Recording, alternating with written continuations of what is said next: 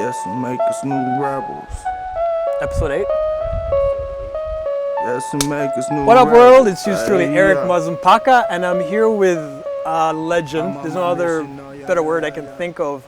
Every guest we've had up until this episode 8 has spoke with nothing but reverence about J.J Makaro. And it's an absolute pleasure to have somebody who helped build stunts in Canada.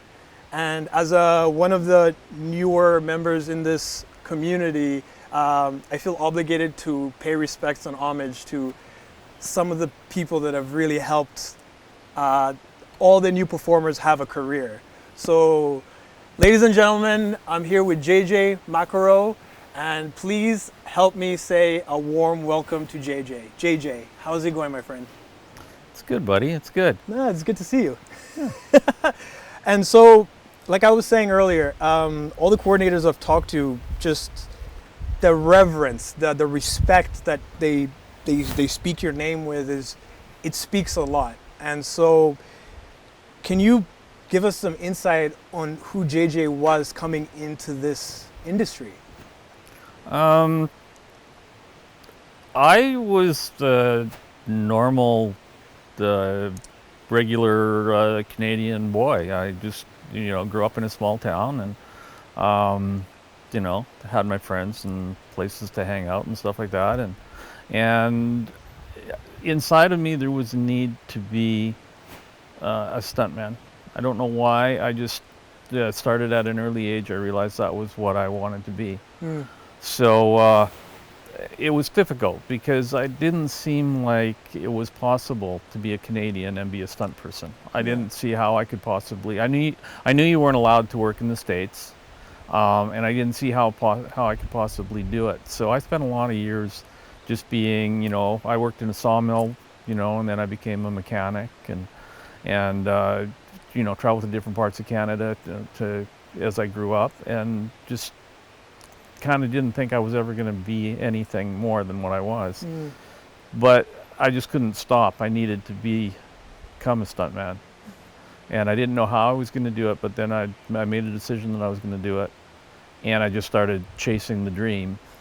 And I was very fortunate. I had a lot of people help me. I was very lucky. I got in the right place at the right time a fair amount of times. And that's what put me here. It's interesting. I think a lot of people, when they say they're lucky, I think it's more so that intersection of opportunity and preparation. I don't know how much of that's true. Certainly I've seen it. I've seen a lot of really, my whole career, as I've been doing my career, I've always been surrounded by a lot of really talented people. Mm. And many times throughout my career, I watched all these people working, and I thought, I'm not near what they are. And this guy here is going to be famous, and this guy here is going to be famous, and this guy here is going to be famous. Yeah. And a lot of them weren't. And a lot of them, they disappeared out of the woodwork. Yeah. I just kept on, trudging ahead and doing the best I could and keep going, and managed to make myself a career. But a lot of people, the preparation thing, definitely everybody needs it and to do it. But for myself, it was more luck. Oh, okay. It was more luck. I fell into the right opportunities at the right time. Yeah. Ones that I could actually cash in on. Yeah. So I learned about high falls at a time when, and that put me here at a time when I needed to do high falls. Yeah. I learned about fire gigs at a time when I needed to learn how to, and it was something that fit my mechanical aptitude. Each of the things, each of my opportunities was as much a matter of timing and luck, and even more so than the actual abilities. I think I was okay. Yeah. I mean, it's for other people to say whether I'm a good stuntman or not. That's not mine. But I was in the right spot at the right time. It was a need, and I happened to fulfill it at that point. And that's been my whole career. And I kept not and trying to survive. Yeah. Yeah. And that's really all it's been. It's like that saying, hard work will always beat talent when talent doesn't want to work hard.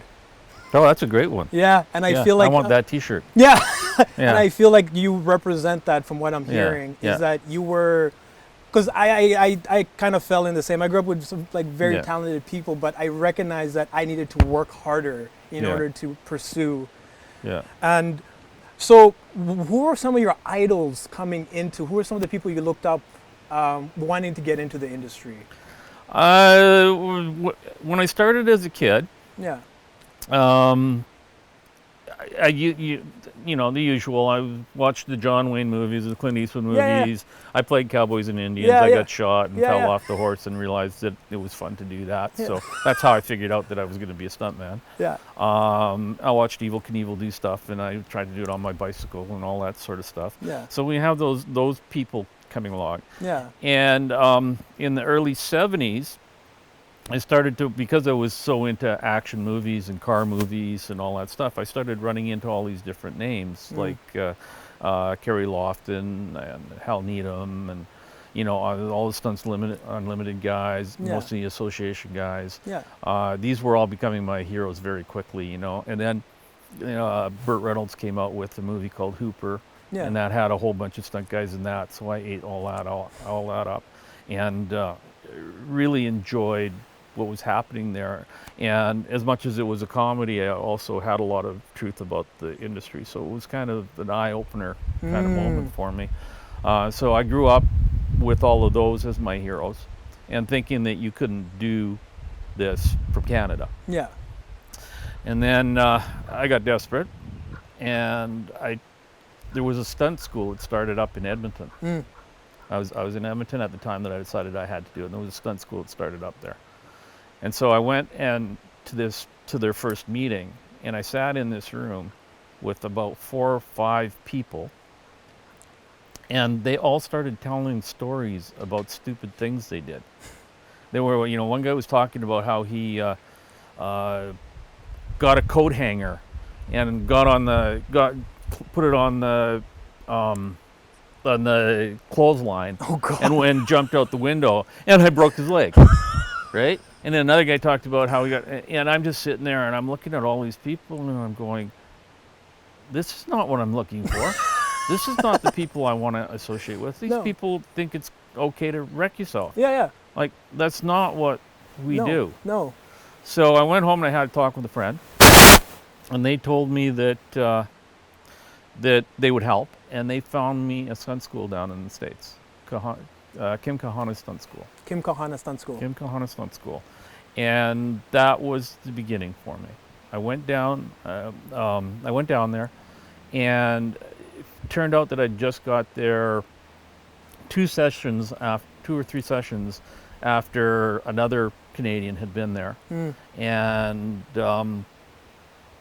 Kahana just spent all this time helping this guy figure out how to do it up here. So he taught me about the industry publications and that there was a community up here, and there were, you know, people that were working. So from there, I came back up, and then I started looking around and finding people. Now, that was the beginning of it all. Like, one of the first people in the industry that helped me, like at the same time that I was down there was a guy named Mike Langlois. Okay, Mike Langlois. Mike Langlois. They're incredibly good stuntmen. One of these people, exactly like I was saying, there's all these people that have come and gone. Yeah. He's one that actually stuck it out. And I got back from Kahana's, and again, I don't know what I'm doing. I'm not an entrepreneur. I'm just a kid who really wants to do this. Yeah. But he was driven, Yeah.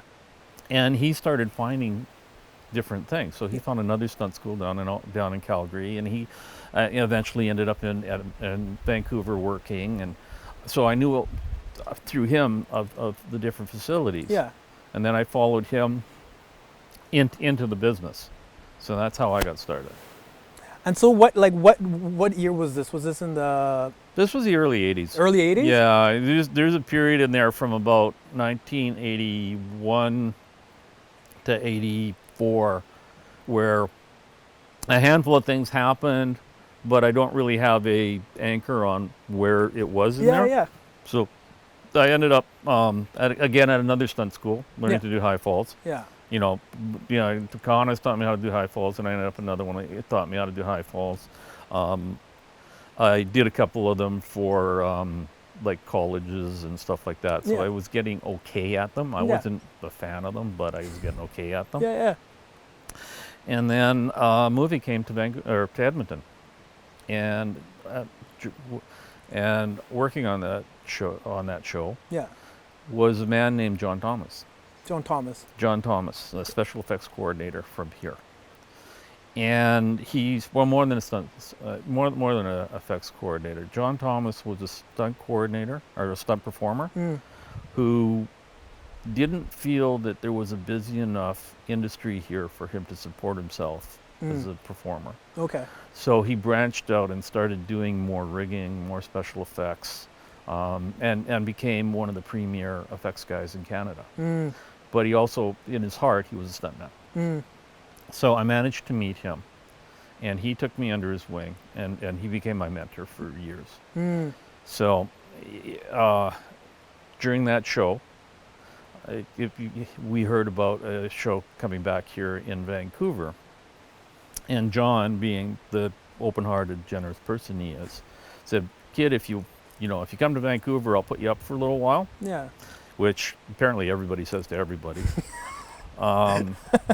And so a month after the show was over, he was quite surprised to see me parked in his driveway with all my stuff in my truck, or in my car, moving into his house. Yeah. So, but he took care of me. He, once again, it was the airbags that were doing it for me. He had an airbag of his own. Yeah. There was a show here in town that had a high fall in it, and they were looking for somebody to do it. And so he had another guy that he was promoting to do the fall, and we were out setting up the airbag. Yeah. And because I'm a fussy person, whenever we pulled the airbag out, I would go over every seam of it, and that's what I had learned from Kahanas. Yeah. To inspect every seam and and look after it and keep keep it clean and all this other stuff. Yeah. And John brought his bag out, and I went all over it. Yeah. And I cleaned, checked every seam, the whole bit again. And he watched me do it, and he realized how fussy I was. And he was in the process of getting ready to go away to Yugoslavia to do a movie. But he didn't want to close his shop because it was the main supplier for most of the effects equipment in town. So he made me a deal, and that I could stay and run his shop while he was gone. Oh wow! Yeah, which, remember, I'm a kid. I'm 23. Yeah, kid. But he's known me for a month and a half, and he gives me the key to his house, the key to his car, the key to his shop. Here's how to fill out the rental agreement, and see you later, kid. And he's gone. Wow. So that's what got me started. It's amazing. It's those mentors that come in at those crucial times in your life, especially when you're in your earlier 20s. Yeah. That's like me. My capoeira mentor really shaped my character. Yeah. Really called me out on my shit. Yeah. But also gave me the keys if I needed to go a place to sleep or Yeah. those type of things. And so, John Thomas. Yes. Yeah, he must have really seen something in you in order for him just to want to help move you forward. And I feel like the coordinators I'm currently talking to, I feel like you gave that to them. So I feel like it is this very this transfer that you got this opportunity, and now you're helping like several people. Like, well, that's really how life is, right? yeah, Remember the famous movie "Pay It Forward"? And Yeah. It's what the world's all about, and Yeah. that's something that I'm very strongly promote with people. yeah, I can't thank John. I can't give him back what he gave me, yeah. and so it's just sitting there. So it might as well go to somebody else who can use it. Before I got to meet you, one of the first times I did meet you was on, I think I was working on The 100. Yeah. Yeah, and Yvette was there. And I just remember up until I got to meet you, they were like, that's JJ. And before that, it was like listening to like some legend. I would hear all these stories, Yeah. and one of them was like, I heard JJ's tears could cure COVID. Too bad JJ doesn't cry. So it's like you're this. Isn't that a Chuck Norris thing? Yeah, but it's almost like the same, this mythological thing that's happened, and I think because your willingness to help these people that have started their career, like Simon, the moment I mentioned I was going to interview you, the earnest and honest look of appreciation is something you can't hide. Like there's a thankful there, like, and he was like, I owe my career to him. And so just hearing from John Thomas giving you that opportunity, it almost feels like because you witnessed that, you felt what that could do for somebody. Yeah. Yeah. I'm pretty uncomfortable with being told how wonderful I am. Right? I don't live in that world. Yeah. I just do what I do, and I see all these people that I have helped. Yeah. But I'm also honest enough to realize that they helped me. Like Simon made my career. Like Simon made my career. So did James Bamford. Yeah. So did John Crawl. So did Dave Milray. Like people have everybody that I've helped because I needed help from them. Yeah. And it's just the community of it that makes it work. And I think that's part of what makes the stunt industry kind of cool is that we become a family at the same time that we help each other like that. Yeah, and it's interesting when you were mentioning about your fussiness and going through to making sure that every stitch was okay. Yeah. Like it's those characteristics that I'm hoping to at least kind of help this new chapter of performers know about, is that some of the values we kind of need to hold on to in order to keep the community as strong and as safe as it is. Yeah. And so, like, moving through the 80s, did you find the fact that you had this engineering mind, that you were a mechanic, did that help? Oh, completely. Yeah, did that help you function the way you moved around in the industry? That's really where my strength was. Okay. I was a mechanic, and I was front-end mechanic, and I was very good at that kind of mechanical thinking. Yeah. So everything that I did, even like high falls, I was never the guy that could throw the bag over there and fly to it. Yeah. You know, the gymnast could do those things. I did it all pretty much by math. It had to be at this spot here because that's where I would land. Yeah. I wasn't falling. I wasn't acting when I was falling. I was just falling. You know, praying to God that I landed on the bag. Yeah.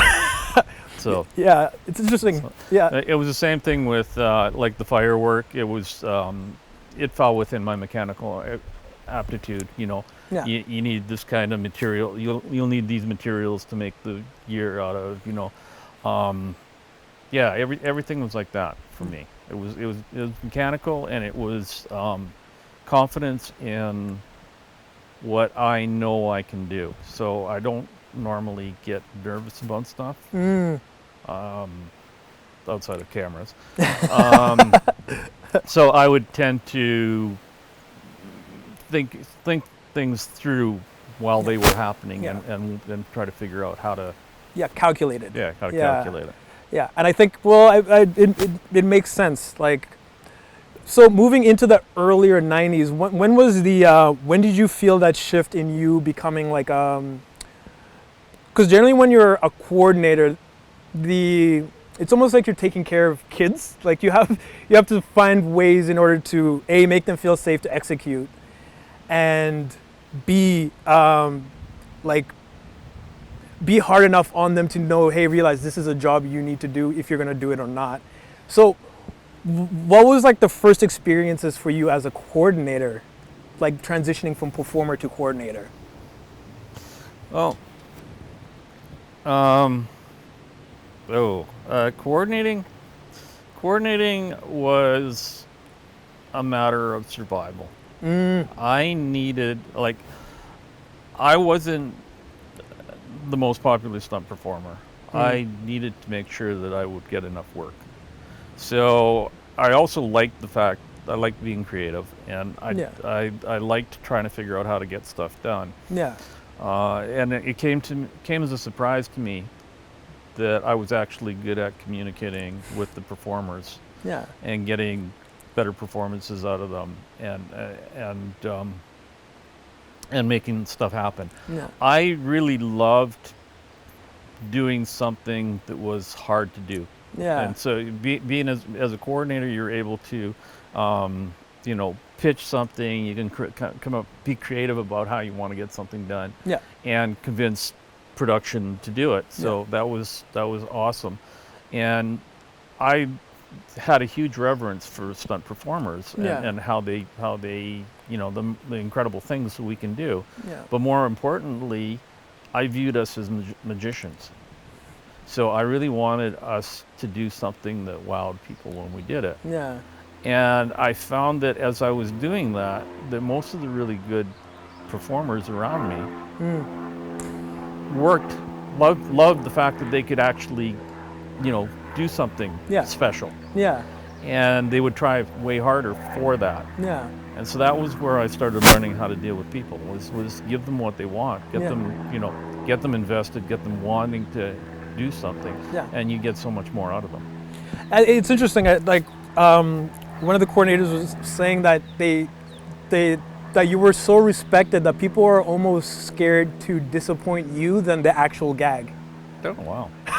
And I think that says a lot. And I thought I was just an asshole. No, I think people realized that they respected you so much that they didn't want to disappoint you, and they wanted to execute a gag. That's a double-edged sword. Because I was asking people to do things that are, at the edges of their limits. Yeah. And I did a lot of that. Yeah. I was really proud of being able to do that. And I saw in them, for the most part, appreciation for being allowed to do that. Yeah. But there was always that, how far do I push? If somebody is more afraid of me than they are of the stunt, it's great for focus. Yeah. But it's not great if you do more than you're comfortable with. Okay. Right? Yeah. So that, like I said, it's a double-edged sword. It's a scary thing for people to place that on me. Yeah.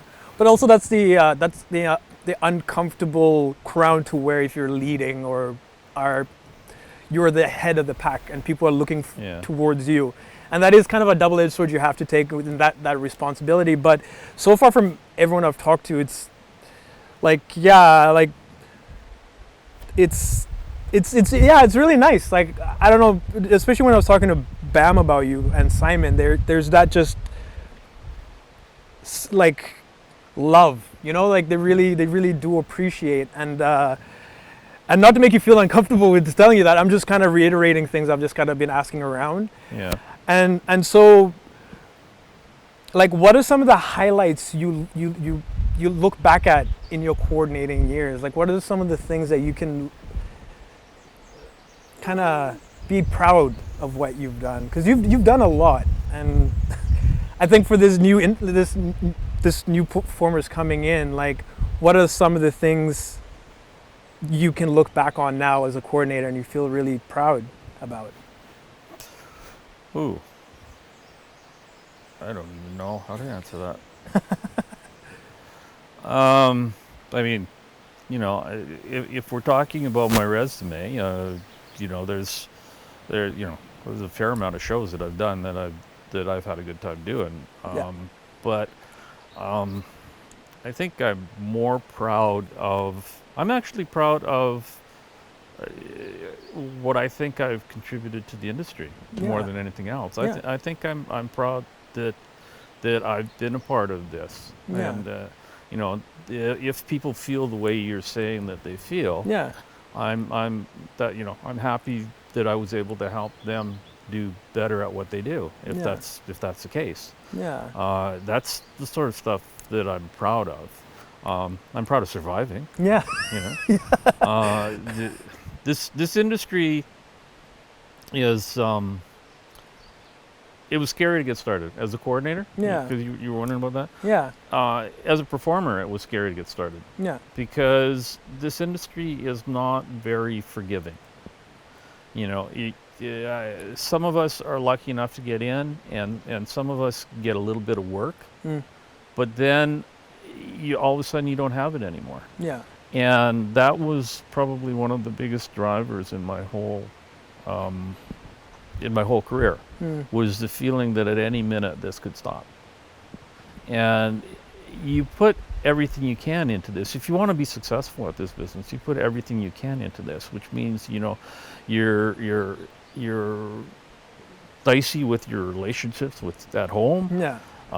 You lose any talent. I was a good mechanic before I started this, but I don't have a clue how to be a mechanic anymore. Yeah. You know, so you sacrifice your business acumens and everything for it. Yeah. Your family stuff. Either everybody gets it or they don't. Yep. And it all relies on you having a good career, and a good career can end like that. And there are so many people that have happened to. Yeah. That's probably, you were asking about me being driven. Yeah. That's probably what drives me is knowing that at any minute I could join those people that didn't make it. Yeah. You know.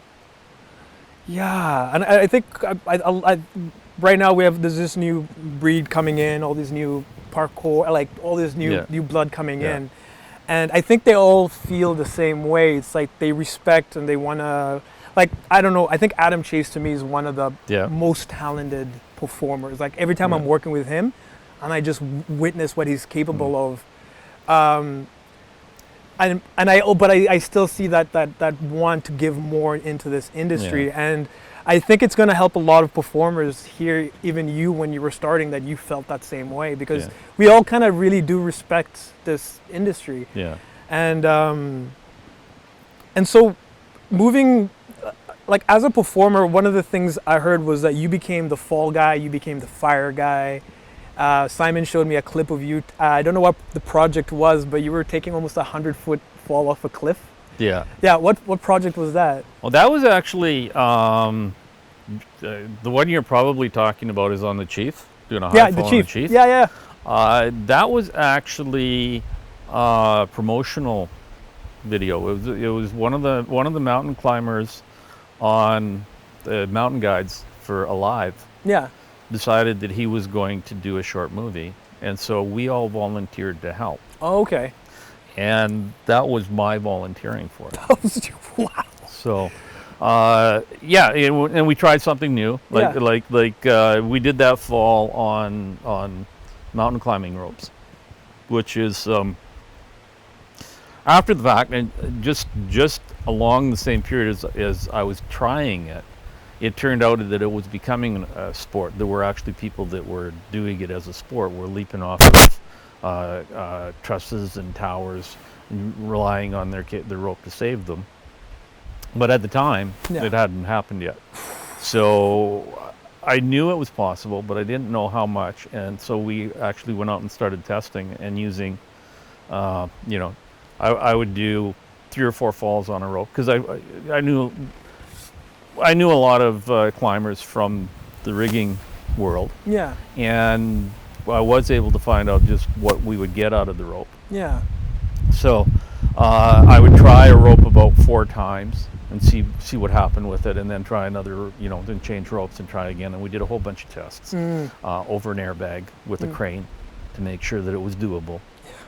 Right. All volunteer work, which is really, at that point there, you would have never gotten a feature to let you spend as much time learning some new trick. Yeah. Right? Taking a chance on something like that. They need to have proof that everything's going to go well. They need to have, proof that it will be successful in the end. Yeah. And they need, because regardless of everything else, when the camera rolls, this has to work. Yeah. So at that point there, they wouldn't give you the time to learn that. So we actually had a bunch of volunteers helping me. We had, the crane guys volunteered their time. Thomas gave me his airbag for the time, and we just worked it all out, and just one small step at a time, which is really the best way to do any stunt. You want to learn how to do it. You jump from 1 foot, then you jump from 2 feet, then you jump from 3 feet. And you do that, which we would never have gotten to do anywhere else. And because of it, I ended up designing my own way of doing descender falls. Wow. The decelerator falls. Yeah. I didn't know yet about ratchets being able to capture you for a fall. Yeah. But I did, because I used the rope, I learned that I could actually do basically bungee jumping and set it up in a way that the bungee wouldn't react until I'd done the full fall. And then I started using that as a method. So, every little thing, these things where we worked on this stuff like this, led to something else, that led to something else, that led to something else. Yeah, it's like necessity is the mother of all innovation. Yeah. Yeah, and so, like, you using your mechanical mind and your desire for this industry, what are some of the other applications you've used for some of the rigging or some of the? Because everything right now is so dialed in, but before then, if I was. We Mitch and I, around about the same time, Mitch and Melissa started playing with ratchets. Okay. And I can't remember, there was someone else was doing ratchets as well. And we ended up building a couple more ratchets. And so at this point, they were down in the States, and you could rent them. You could get one up if you needed it. But they were a really top secret. People guarded them with their lives. At that point there, when we started, anybody who had a ratchet, if they came up and did a show, they'd build a box around it so you couldn't see how it operated. You couldn't see the controls. You couldn't it's see like magicians. Totally a secret. Yeah. And so, like I say, Mitch started doing it, and then once Mitch started doing his ratchet, one of the guys figured out a better way of making ratchet, and they made their ratchet, and then when somebody else learned another way, and we started expanding our work. And it happened just at a time when I was doing my first superhero TV series called Mantis. Okay.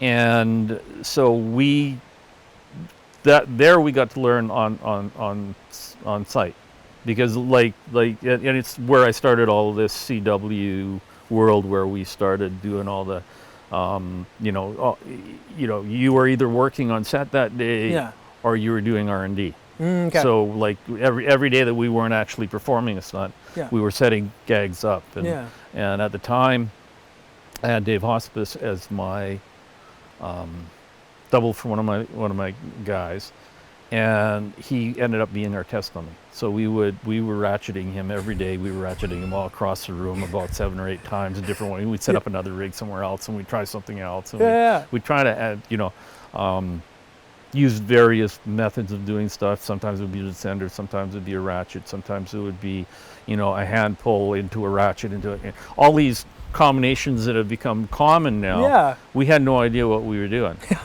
We just would, okay, well, what do you want to try next? And we would try it, and into boxes and into pads and everything. And very small compared to what's going on now.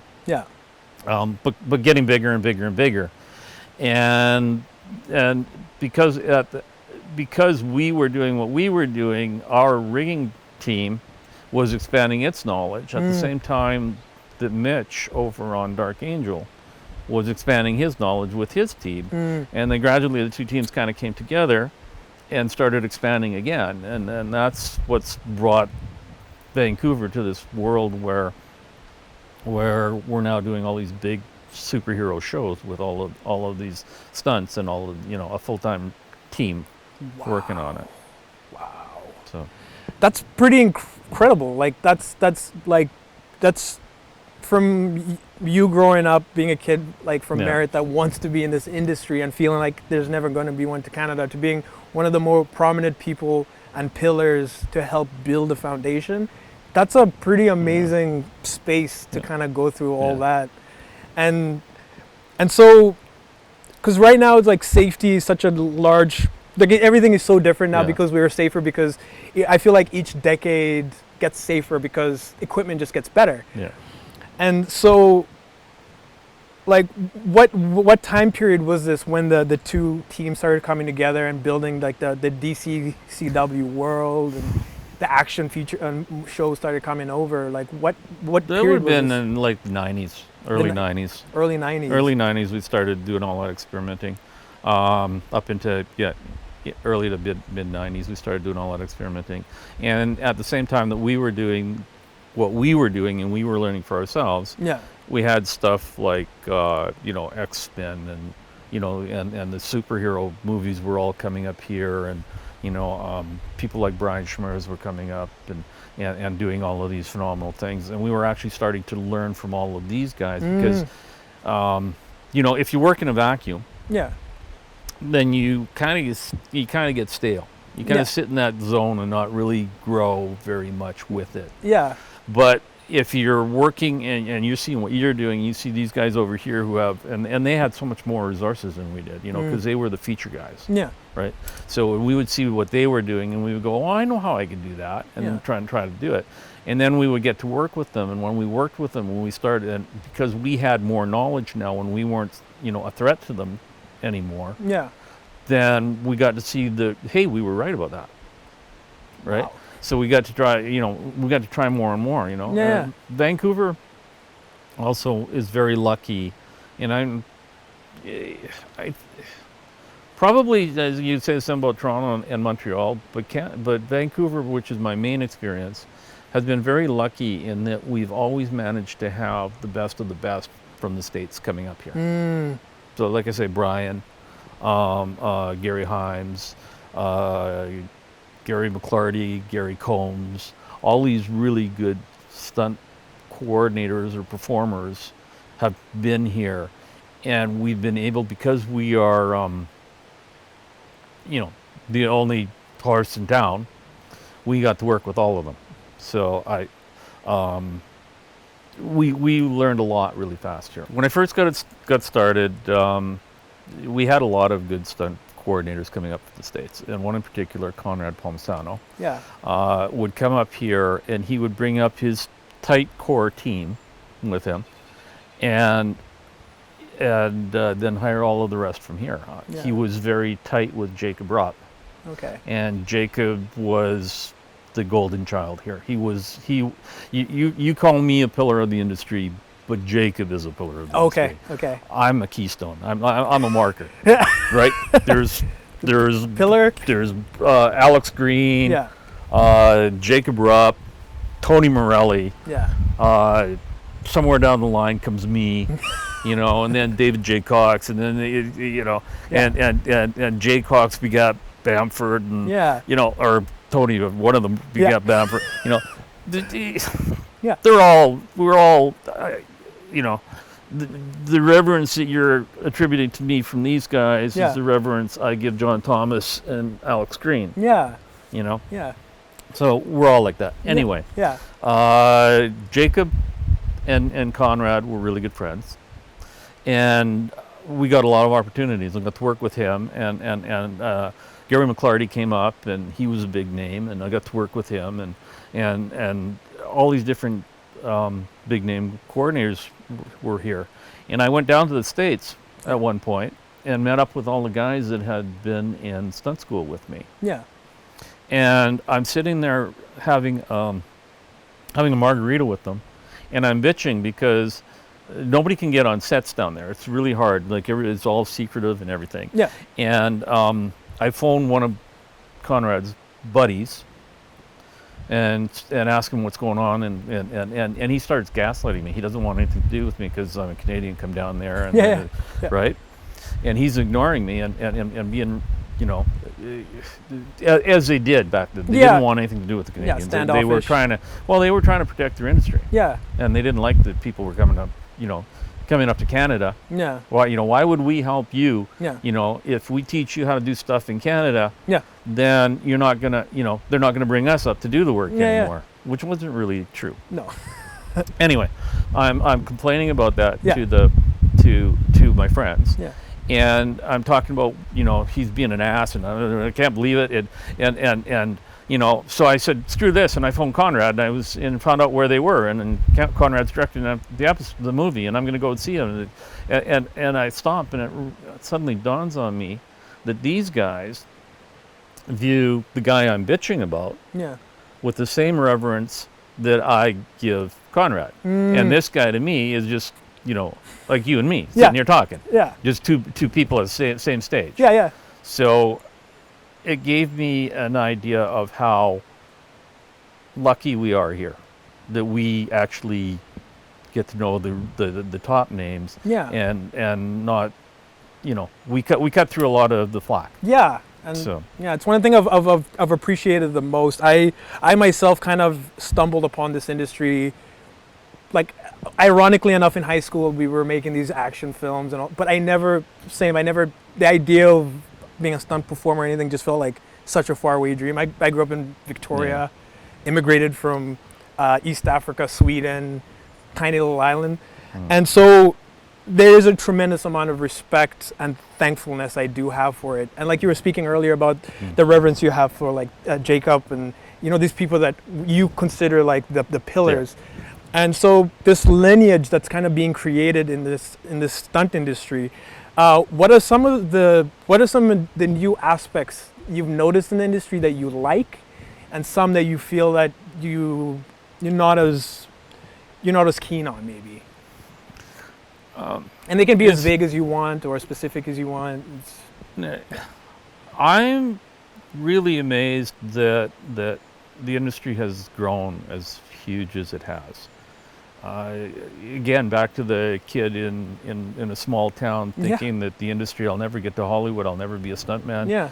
And now I'm finding that the movies are all coming to us.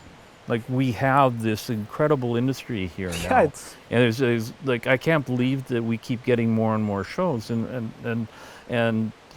trying to figure out how to staff them is just so incredible. Like when I started, we did a show, and then 6 months later we might get another show. And now everybody's working, almost full time. Yeah. And even throughout my career, working full time was pretty much unheard of. So, this industry has grown so much. Yeah. And we are also lucky to be here. Again, that luck that we were talking about. Yeah. But the thing I worry about, there's a couple of things I worry about. I feel sorry for the younger generation, because you missed out on the romance. Like, we worked in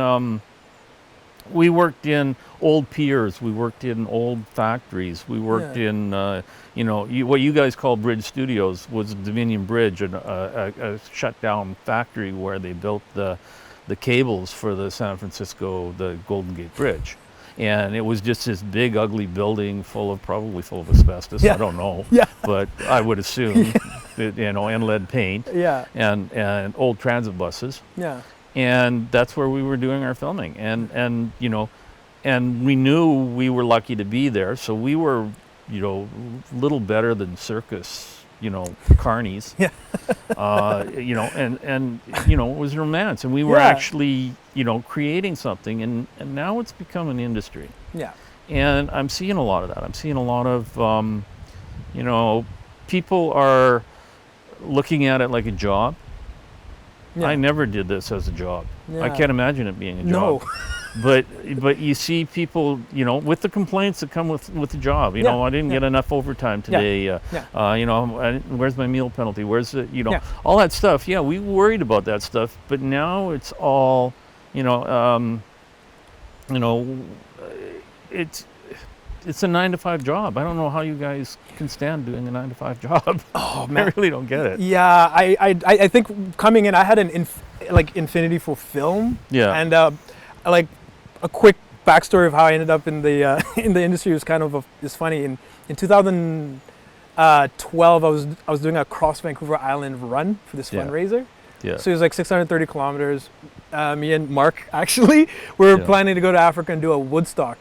So I'm living in my art studio and I'm doing the run. We raised $75. Yeah. Knees are blown out, but it felt more like a passage. Like it was like me beating out weakness, you know.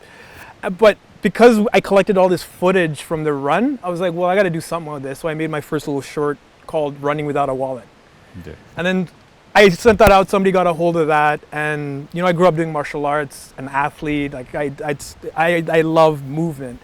And then somebody happened to see that, and then I finally got introduced into the film industry. Like I felt like cosmically, me doing that run allowed me the entrance to see the industry. Yeah. Yeah, and because I came in with that infinity for film and that want to learn and that creativity, I don't see it as a 9 to 5. I see it as an opportunity to learn, Yeah. and kind of hopefully pass on, and yeah, like once again, just thanks for taking the time. Like I really appreciate it, and so the fact that you feel that right now people have kind of lost that romance with it. Do you feel that, yeah, because the industry, I guess what happens is if something I don't think everybody's lost it. I see people out there yeah, that still view it with the passion. yeah, But I also see a lot of people, like I say, that they think it's their divine right because they're especially talented, Yeah. and that's not really the case. no, Even if they are really talented, it's not a divine right. yeah, And I just, you see the other people that are still in awe of the fact that they get to be here and get to do this. yeah, And then you see the people that just they feel they deserve it. And I think it's a shame when you feel you deserve it. I mean, yeah, we all did it to some degree. We all thought we were the best in the world, and we kind of deserved it. But we were still always in shock and surprise that we could actually be here. yeah, And I worry about it when I don't get to see the people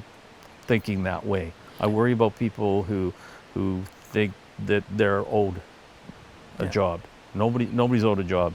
I think it's hilarious when people complain about it getting slow and how am I going to feed myself, and they're talking about not having worked for 3 weeks. yeah, And this is a passion. Yeah. It's something that I like. I love what I've had. yeah, I think that everybody should love it. I think you shouldn't be in this business if you don't love the business. yeah, You should be willing to starve for months. yeah, God knows I did many times. So I just don't like seeing it when people just think, I think people expect too much of it now. yeah. So all to the new performers out there, if you find yourself fortunate enough to be working consistently, like as JJ just mentioned, make sure not to lose that appreciation for being in the industry, and because I know, like I'm not saying that, like I've felt sometimes when I'm like, oh, what time is it, and I'm like, why am I complaining? Like, why, so. But we are fortunate to be in this industry, so we should treat it as such. Yeah. So, what are some of your favorite movies? Like, what are some of the things that you, like, if you were to, like, drift your way to paradise, you were allowed 3 movies that you could watch. For what were the ones that growing up kind of influenced you?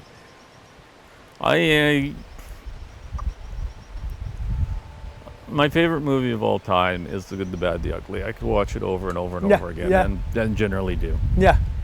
Another one that I really love is The Stuntman, which, ironically, I don't like it. I'm not in love with it because of the stuntman. I'm actually in love with it because of the director. Okay, like cool. If you watch Peter O'Toole in the show, is just freaking awesome to watch. Yeah, yeah. And I love it. The stunt part of it's a nice byproduct for me. Yeah. What show would have been the most influential? Yeah. Yeah, that's. I think every stunt guy in the world should watch Hooper. and they Okay. should know every word of it. Copy. I spent years actually grilling people about how much they knew about Hooper. Copy. And if they didn't know enough of it, I didn't feel they were a stuntman, and they needed to go back and do some studying. Copy. I got some homework tonight then. You haven't watched Hooper yet? Yeah. You're not a stuntman. Yeah. I'll take that. Tonight I'm watching it. I'm taking every note. So, And so, like, is there any advice? Like earlier, it's amazing that to keep the affinity for the love and the respect for what you get to do. Is there any other advice you could give to these new performers coming in, just to make sure that they don't lose sight of the code and conduct that kind of helped create stunts in Canada? Stunts Canada has a code of ethics. Okay. And within their code of ethics, it's very strongly based on respect for the people in the industry. One in particular, and maybe I'll think of more along the way. For example, we try to take back our wardrobe. We try to help, because these people, they get there before us. They have to have everything arranged. They spend their whole day there, and we go home, and they're like sorting everything for hours afterwards. And while it's not, it's even, while it's not expected of us, it's just that caring for a different department. And that's one of the most important things to me, is to respect the whole industry. Copy. Like the PAs, they have jobs to do. And usually they're not overly experienced in their job yet. Yeah. And they may be overestimating, how much authority they're supposed to exert. Yeah. But you can't slap them down. No. You got to help each other. You don't have an attitude attack with a driver because he's not ready to give you your ride yet. Yeah. You stand up for yourself, but understand that everybody in this industry is equally important, and everybody has a job to do, and everybody needs their respect. And that's probably the most important thing I can say to anybody in this industry, is take your time, look around the people, care for the other people here, because we're all a family. Not just the stunt department, we're all a family. Yeah, every department's kind of there to make sure our purpose on set is for the final product. So that takes a group effort, So we're not solo players in this. So you hear that, new performers, is to have that respect for everyone that's working on there, even from the PA that might be having a shitty day or something like that. We're all kind of in it together as creatives in order for the bigger project to work.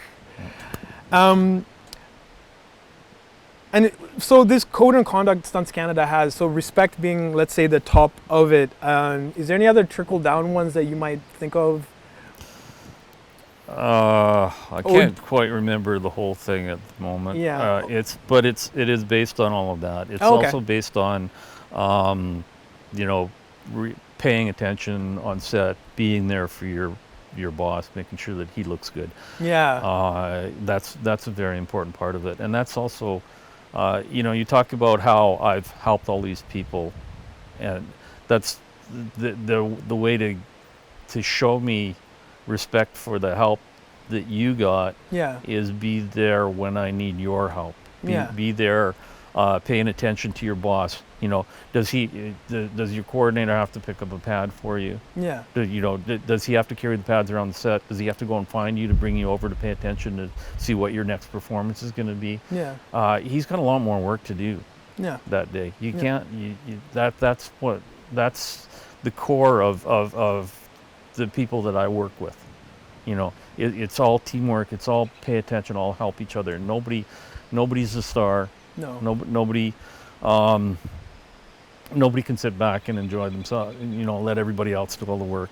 Nobody can be. Don't spend your time chatting with with the actors and and promoting yourself with the producer. Okay. Especially my producer. Don't try to take my Yeah. job.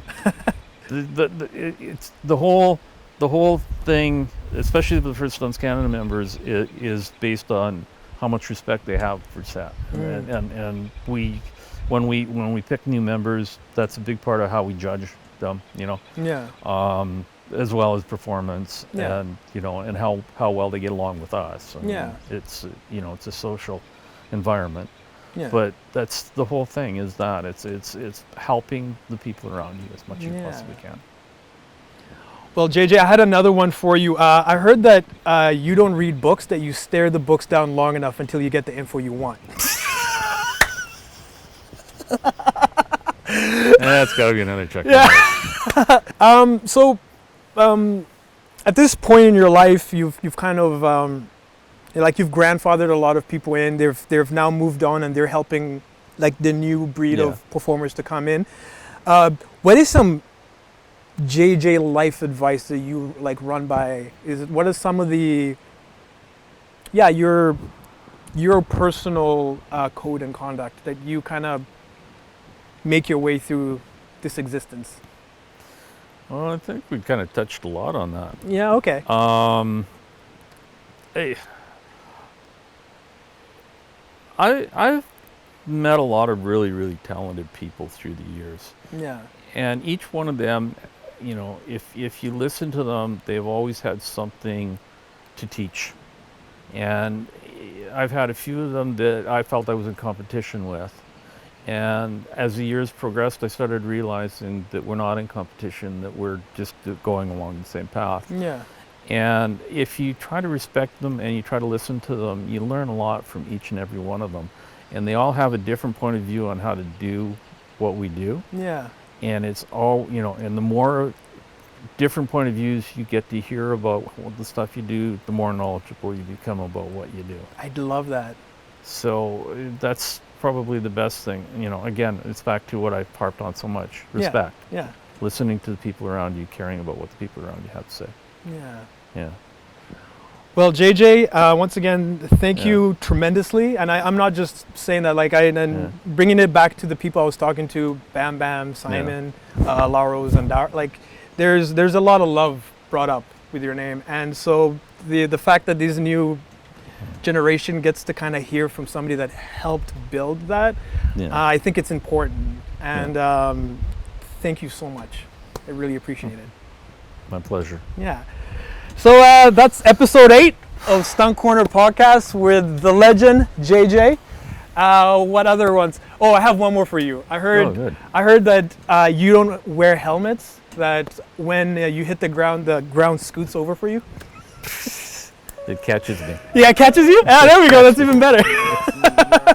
Yeah. JJ, thank you so much. If you can give you an air 5. Yeah, do one of these. There you go. Thanks, and hope everyone has a safe and lovely weekend. Keep training, stay respectful, and keep that passion for this amazing industry that we get to take part of.